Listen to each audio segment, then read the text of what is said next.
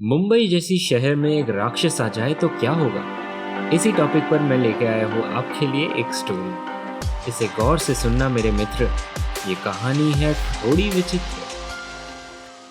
आज से पहले कभी आद्या ने बिना टिकट यात्रा नहीं की थी, लेकिन फिलहाल उसके मन से टिकट ही नहीं, ट्रेन पकड़ने की सोच भी काफी दूर थी।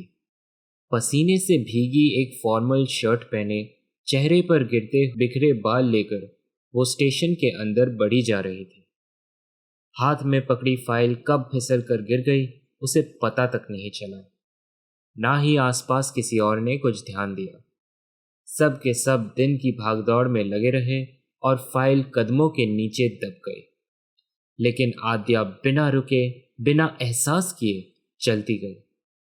उसके पैर उसे चौथे प्लेटफॉर्म तक ले आए, जहां आद्या के घर की ओर जाने वाली गाड़ियां हरगिज नहीं आने वाली थी। स्टेशन पर एक घोषणा जारी हुई। कृपया ध्यान दें, प्लेटफॉर्म नंबर 4 से कुछ ही देर में एक तीव्र गति की गाड़ी जाने वाली है। कृपया पीली लाइन के पीछे खड़े रहें। आद्या अब ठीक पीली लाइन पर ही खड़ी थी। घोषणा फिर एक बार अंग्रेजी में दोहराई गई। Your attention please, a superfast train is about to pass from platform number 4. Please stand behind the yellow line. आद्या ने एक कदम और उठाया और वो पीली लाइन से थोड़ी आगे निकली। ट्रेन की आवाज़ सुनाई देने लगी, मगर आद्या ने बिना परवाह किए एक और कदम बढ़ाया। ट्रेन ने जोर से हॉर्न बजाया। एक चौंकाने वाली ऊंची आवाज़ स्टेशन भर में गूंजी और गूंजती रही। कई लोगों के चीखने चिल्लाने की आवाज़ भी आई, मगर आद्या के कानों ने सब अनसुना कर दिया। वो प्लेटफॉर्म के बिल्कुल किनारे तक पहुंच चुकी थी जब उसने फिर एक बार अपना पैर उठाया, आगे बढ़ाया और तबाही मच गई। अचानक से ट्रेन अपनी पटरी से उतर दूसरी ओर की प्लेटफॉर्म पे जोर से जा टकराई। गाड़ी के डिब्बे खिलौनों की तरह लुढ़कते हुए एक दूसरे पर गिरने लगे। ट्रेन का एक हिस्सा उस तरफ के प्लेटफॉर्म पर चढ़ गया और वहां मौजूद सब लोगों और चीजों को घसीटते हुए साफ कर गया। हालांकि कुछ ही क्षण पहले आद्या का पटरी पर कूदना निश्चित था, एक्सीडेंट से फैलने वाली भूकंप ने उसे पीछे प्लेटफॉर्म 4 पर ही गिरा दिया। हवा में हर तरफ धूल और मिट्टी भर गई। आद्या खांसते खांसते खुद को संभालते हुए धीरे से उठी। उसके सामने नजारा बिल्कुल खौफनाक था। बरसात के मौसम में जैसे पटरियों पर पानी जमा हो जाता है, ठीक वैसे ही खून भरा हुआ था, और उस खून के तालाब में ढेर सारे कटे हुए शरीर के अंग तैर रहे थे। सामने के सभी प्लेटफॉर्म पूरी तरह से नष्ट हो चुके थे। सीढ़ियां भी टूटी पड़ी थी और स्टेशन भर को जोड़ने वाले ओवरहेड पुले बस गिरने ही वाले थे। कटे हुए बिजली के तार खतरनाक ढंग से यहाँ वहां लटक रहे थे और कुछ जगहों पर फूलझड़ियों जैसी चिंगारियां बरस रही थी।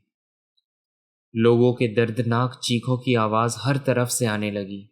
लोग पागलों की तरह यहाँ वहां भागने लगे, एक दूसरे को ढकेलते, नोचते, कुचलते हुए। प्लेटफॉर्म के किनारे पर आद्या फिलहाल सुरक्षित थी। उसने देखा कि ट्रेन के सामने वाले कुछ डिब्बे तो पटरियों और दीवारों को भी पार कर बाहर की सड़कों तक जा गिरे थे। फिर कुछ ऐसा हुआ जिसकी उसने कभी कल्पना भी नहीं की थी। ट्रेन का एक पलटा हुआ डिब्बा जोर से हिलने लगा और उसको चीरकर अचानक एक विशाल सा जीव गरजते हुए बाहर आया। ऐसी प्राणी पहले कभी किसी ने नहीं देखी थी। मकड़ी जैसा कुछ रूप था, लेकिन प्रकृति में पाई जाने वाली सबसे बड़ी मकड़ी से भी 100 गुना विराट। चमड़ा काला था पर धुंधले शीशे जैसा, जिस पर से उबलते पानी की तरह सैकड़ों बुलबुले लगातार गुजर रहे थे। राक्षस के आते ही मौसम भी बदलने लगा। आकाश में घने काले मेघ जमा होने लग गए। गर्मी के मौसम में दोपहर की शुरुआत ही थी, मगर अंधेरा इतना जैसे मूसलाधार बारिश और आंधी आने वाली हो।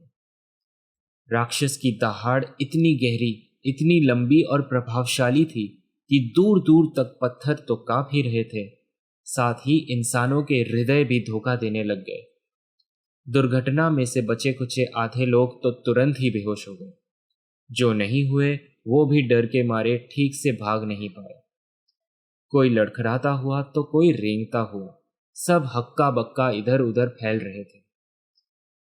फिर दानव ने बेरहमी से हमला शुरू किया, मगर शायद हमला सही शब्द नहीं है, क्योंकि वो तो खिलवाड़ के भाव में दिख रहा था। पहले उसने कुछ लोगों पर पैर रखकर देखा कि कितना दबाव डालने के बाद इंसान का शरीर फटता है। इसके बाद उसने कुछ मनुष्यों को अपने अलग अलग हाथों में पकड़कर उन्हें एक दूसरे से टकराया, लेकिन इसमें शायद उसे ज्यादा मजा नहीं आया। फिर उसने कुछ इंसानों को इकट्ठा किया और एक एक करके उनको गेंद की तरह आसमान में फेंकना शुरू किया। उड़ते हुए लोग नीचे आते नहीं दिखाई दिए।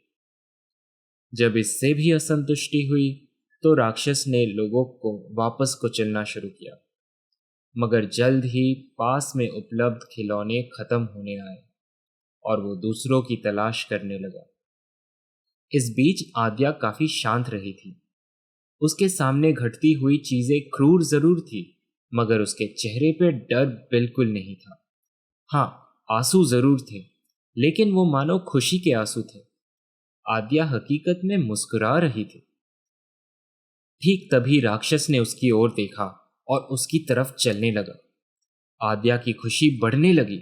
वो उस प्राणी को ऐसे घूर रही थी जैसे कि वो पृथ्वी पर कोई भगवान का अवतार हो जो स्वयं उसे बचाने आया हो। लेकिन राक्षस हो या रक्षक, वो जीव लाशों को कुचलते कुचलते तेजी से आद्या के पास पहुंच रहा था। तभी आद्या की नजर एक और जीव पर पड़ी।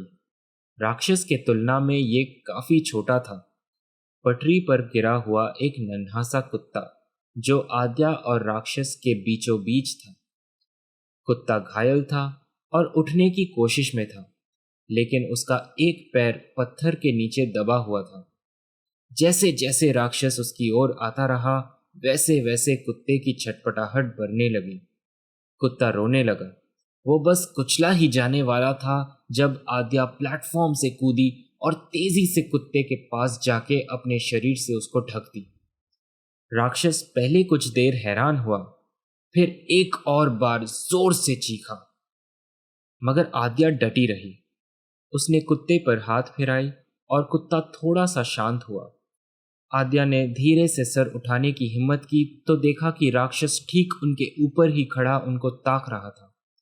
दानव के चमड़े पर फूटने वाली बुलबुलों से एक खतरनाक सी बदबू हवा में मिल रही थी और इसके वजह से कुत्ता और आद्या दोनों की होश खोने लगी।